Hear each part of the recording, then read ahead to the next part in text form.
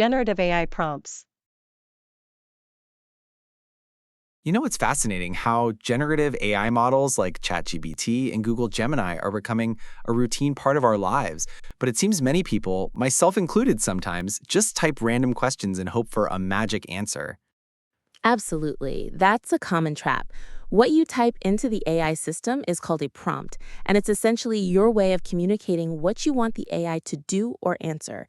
It's the foundation upon which the AI builds its response, and the quality of your prompt directly influences the quality and relevance of the AI's output. So it's not just about asking a question, but how you ask it. I've heard the term prompt engineering a lot lately. What exactly does that entail? Prompt engineering is the art and science of crafting inputs that guide AI models to produce useful results. It involves selecting the right words, phrases, symbols, and formats to get the best possible outcome from AI models. It's rapidly becoming an essential skill for professionals, especially as tools like ChatGPT integrate into workflows across industries. I can see that. I often get generic responses when I'm too broad. Bernard Marr pointed out the vagueness trap, that AI models can't read minds and will produce vague or superficial responses without proper context. A prompt like, "How can I improve my business?" is poor compared to, "What are three specific strategies to increase customer retention for a small e-commerce business selling handmade jewelry?" Exactly. And what MIT Sloan calls the context vacuum also leads to vague results. Instead of tell me about climate change, it's much better to say discuss the economic implications of climate change in developing countries over the next decade. That granularity of input directly affects the utility of the output. I've been trying to find more structured ways to prompt. I came across a Reddit post mentioning 5 frameworks. One was the role plus goal framework. You tell ChatGPT who it is and what outcome you want. For example, you are a financial coach. My goal is to save $500 a month. Walk me through a 30-day plan step by step. That's a great one for focusing the AI's tone and perspective and preventing vague advice. Harvard's guidelines also suggest using act as if prompts, like asking the AI to behave as a personal trainer to create a healthy recipe based on ingredients you have. Another framework was the 5Q clarifier. You ask ChatGPT to ask you 5 clarifying questions before answering, then provide a tailored solution. This way, the AI pulls better context from you, making the final answer feel more personalized. That's smart. And Bernard Marr emphasizes that being clear, specific, and unambiguous is crucial. Avoiding grammatical errors and poorly structured sentences helps the LLM accurately predict the next words to generate. For example, instead of check the following code for issues, a better prompt would specify what issues to look for and the desired output format. Like, I need your help analyzing my CSS code for potential performance bottlenecks. Provide a list summarizing the specific steps to take to optimize the CSS file. The options then compare, then decide flow sounds useful for decision making. You ask for 3 different approaches to a problem, compare their pros, cons, and risks, then recommend the best option based on constraints. It forces the model into structured thinking. Yes, and you can tell the AI how you want the output presented. You can specify a format like a code, story, report, or summary. Harvard suggests starting with present this in the form of, or create a format of output about. Also, giving the AI do and don't instructions can save time and improve results, like specifying ingredients to include or exclude in a recipe. I also saw the iterative refiner. This is where you ask for a rough draft of something, then based on feedback, refine it in several iterations, like expanding ideas, making it concise, and polishing the tone. It mimics how humans draft and edit. That's very effective for breaking down big tasks. Another tip from the sources is to use examples in your prompts. This helps the model understand the desired style, language usage, and output structure. For instance, providing an example of a good title tag for a website helps the AI generate appropriate ones. ETH Zurich also mentions common prompt patterns like zero shot, simple instructions without examples, and few shot, providing examples for the AI to mimic. And the checklist builder, that turns vague tasks into actionable steps, including timelines, tools, and common mistakes to avoid. It sounds like a practical way to get executable results. All of these strategies emphasize the crucial role of context. Generative AI models need enough context to avoid mistakes like creating false information or giving irrelevant answers.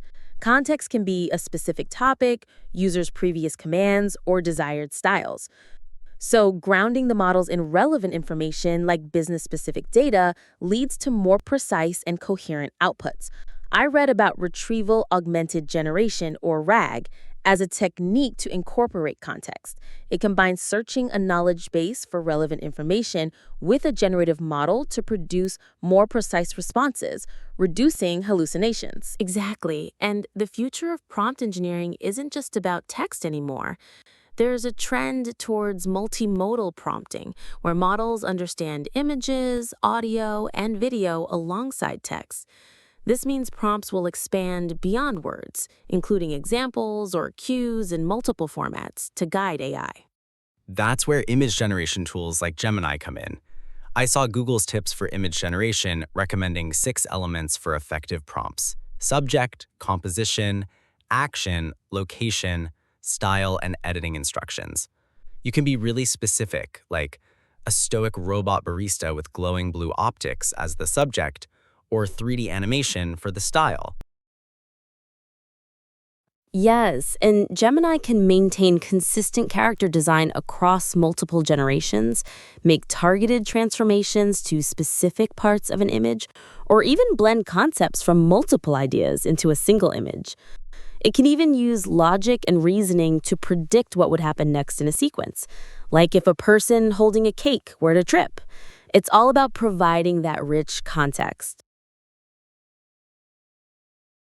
Building on that idea of multi-turn conversations, the concept of chaining multiple LLM prompts together seems essential for complex tasks.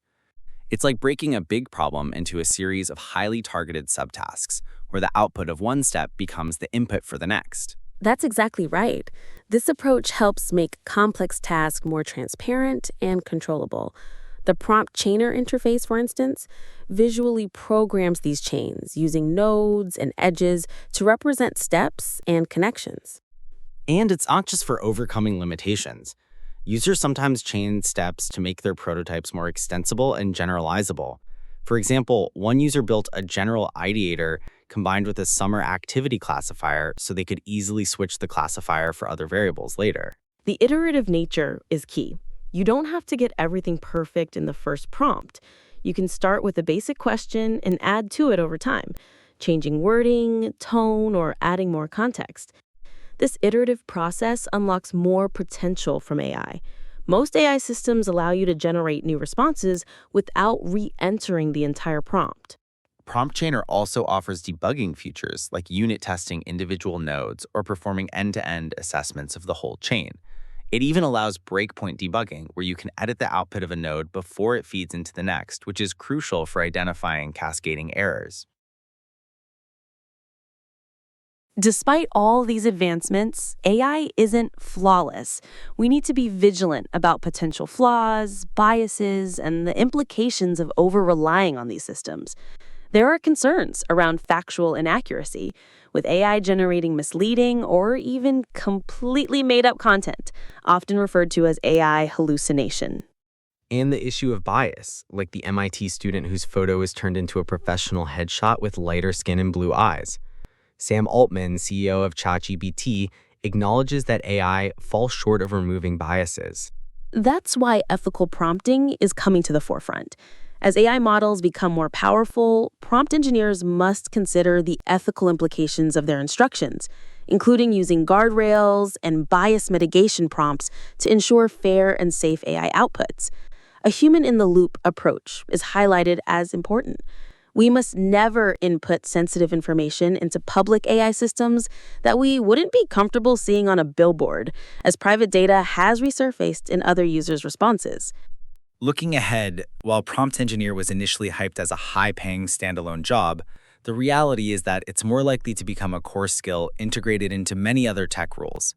Companies are embedding these skills into roles like AI developer, data scientist, or product manager. That means we need to focus on developing key skills. Hands-on practice is crucial, experimenting with free AI tools and trying to solve real problems with prompts. We also need to stay updated on new AI models and their unique capabilities and limitations. And learning the tools like OpenAI Playground, LangChain, or other no-code, low-code prompt design tools is important.